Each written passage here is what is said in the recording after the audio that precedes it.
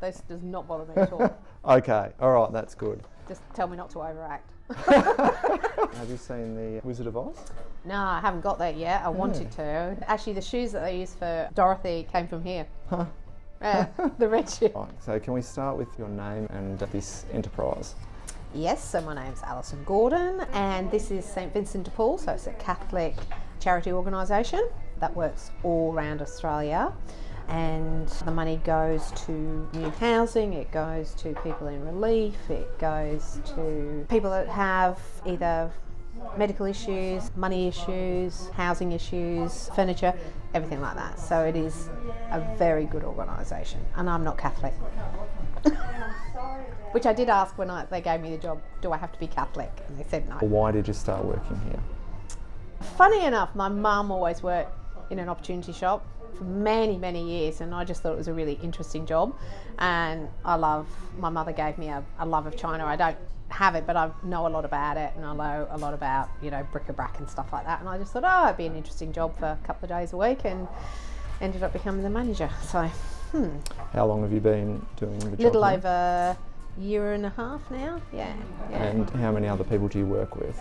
So I have 13 volunteers and me. What are some of the things that you appreciate about your team?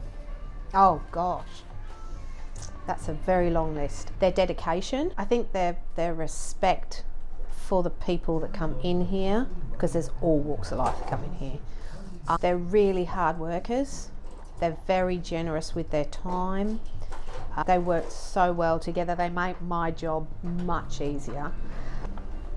Oh gosh, just a really good group of mostly women, but from all walks of life, and they really are just a really great group. What are some of the things that you look forward to doing as part of your job or working here? Playing with the toys. Okay. We all have to test the toys out. I do often get some of the girls to put some dress up things on, like masks and stuff like that, and we do have quite a lot of fun. Like Terry and I put a cubby house together, which was probably one of the funniest things we've ever done. Was it, Terry? It was. It was. We were pretty much in fits of laughter outside, and by the time we put it together, it sold. We could have just put it on the floor and it would have sold, but we put it together, and that was very funny. So lots of good fun. Have you had any other interesting or unusual things that have come in? Yes. Yeah. We've had a whip. Okay. Had a couple of whips actually. Some that we can't sell in store.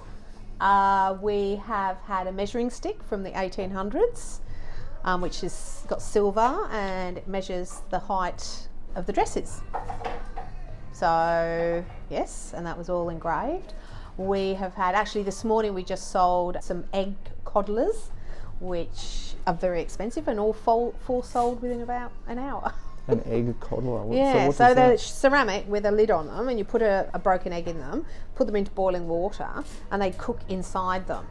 It's a very old-fashioned way of doing sort of like a poached egg, but it's all contained. And a single one, they're Westminster china, so they're expensive. They're probably worth about $40 each. So yeah, we also got a Toby jug in, but a massive one, and that was Staffordshire china. That was from the 1850s, and it's worth about $400. It went into Launceston today, so it's the ugliest china. The girls here think it isn't worth like $2, and I said it's worth a lot of money. So that's where the background knowledge and interest comes in. And the girls have learnt a lot, like they really have. Like, and they're probably sick of me telling them about things, but if something comes in that I think they should know, I've said to my area manager how to tell crystal from glass, from cut glass to, so that people know, because it might look expensive, but it's not. It's just, cheap rubbish, and stuff that looks like cheap rubbish could be very expensive, and this is what you need to do it. Very simple, just a one-page thing, so that they can you talk about how you can tell some of the differences, or? Yeah, I've actually got, I'll have to look at it up now, but I've got my general information book for all the girls to look at, and I just, how to identify types of crystal, glass versus pressed glass. So crystal is always heavier. Find a piece of glass that is comparable in size, and then check the weight of it, and you'll know that that's crystal. Also, crystal has a high lead content, whereas glass is just made from sand.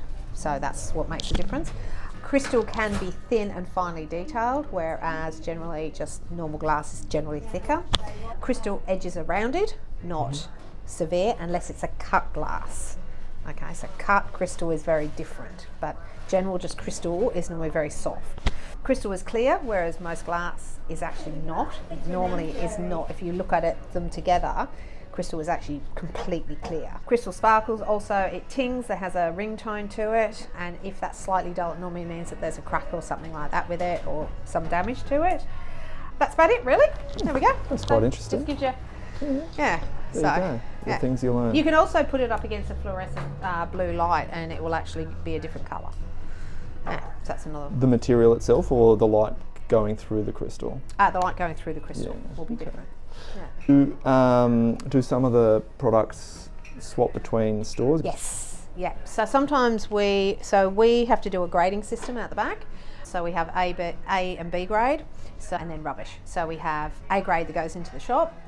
If we get, at the moment, we're still getting a lot of summer gear, which is no use being in the shop, so we send it to the warehouse in Devonport, and that gets stored there until we can order it if we don't have enough, so we can do that. Other than that, we'll A grade it and we'll say put it into buckets ready to go out, and then depending if it's kids, adults, men's, what we need, we'll price it and put it out. B grade goes back to the warehouse, that gets rechecked. It gets either done for rags, sent overseas, given to families that need it, and that's B grade it can't be dirty, as in like filthy, but if it has marks on it that are not really suitable for the shop, then we send it. Or if it's got threads missing or buttons missing or things like that, it goes back. But they do try and reuse that again, and then we just have rubbish, which sometimes we have a lot of rubbish donated that we just open the bag and go, nope, close it up, which I did this morning. So nappies, not a good idea. So we all wear gloves when we're checking it. Yeah, we've had people pee in the donation box, so the whole lot had to go to rubbish. We couldn't even open it. So, oh yeah, we've had some interesting things. Is there security cameras and whatnot? I've asked for security because we've had a few issues. Yeah. So there always has to be 2 in the store at least. So can't open the store without 2 people. So. Okay. So trouble in store as well. More outside, people stealing things, people stopping them, and someone actually drew a gun on someone. This was just before I started last year. Yeah. Someone said, "You're stealing from a charity," and he goes, so he pulled a gun on him, and then he put the gun away and pulled out something else that he shouldn't. So yeah, we do have the odd instance. Do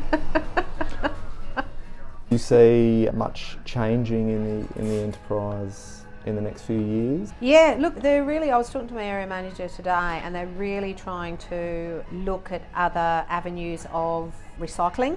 One of the biggest things is books. So we get so many books donated, and they've got to be A grade. So if they're written in or anything like that, and sometimes they have personal information in them, all sorts of things like that. So they're trying to organise to get them recycled or turned into pulp. But the biggest problem is the glue that's used on the books. If it's made into pulp, it can't be used because it contaminates everything. So you have to guillotine the books to only get the pages. So they are trying very hard to not do landfill with things like that, and donate to other areas and things like that. What's your favourite spot in Deloraine? Oh my gosh, there's so many. Down by the river. I love walking there, and the dog park. I'm a dog person. I have a 14-week-old puppy at home, which is where I was when you got here, going and letting him out. Dexter is his name, with my little 3-year-old dog. I lost my 2 older ones. One was 18 and a half at Christmas, and I lost my other one a week ago. She was 17 and a half.